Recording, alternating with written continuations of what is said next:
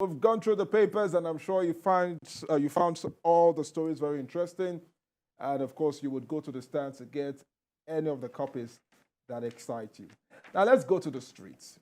And of course, in this, we will look at what the street is saying. We went to the streets to ask Nigerians if they would declare $100 million entrusted to them by a friend after his death, especially as the transaction was just between the two of them. Now, this is a very, very big question around integrity.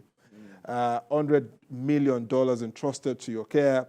Unfortunately, the person who owns the money passed away.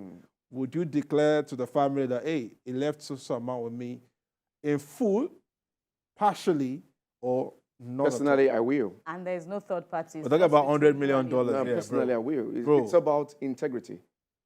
Well, I've seen a couple of people returning money even when no one is seeing them. Okay, that's interesting. You know, you need to have it. But of course, Kevin would also want to look at it. Look, you've already nailed it. You've nailed it for me, and it's a matter of integrity. It's a matter of integrity. I think that will hold sway, no matter how tempting it is. I think that will be paramount on my mind. Well, let's hear from what Nigerians are saying. If you have your own thoughts, let's hear what others are saying from the streets.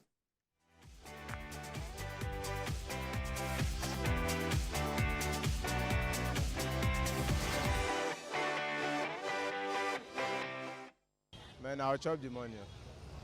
If I'm the only one person that I know, I'll chop it. I'll chop the money now. Because if I even give it to these people, that's the same thing they will do. I would declare the money because you don't know people, you don't know the way people are.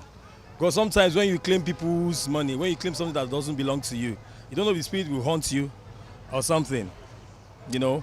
Or I would rather engage in business from my own side. Afterwards, I will declare the money to the family. If I know his immediate family, I would declare the money to the family that somebody gave me this money that I should keep for him.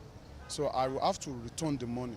You know, the Bible said God's riches is what matters, not what you didn't acquire by yourself. It's not my money in the first place. And if the person should die, there's nobody that is an island, you understand? There must have been some relations, you understand? Somebody acquainted with the person.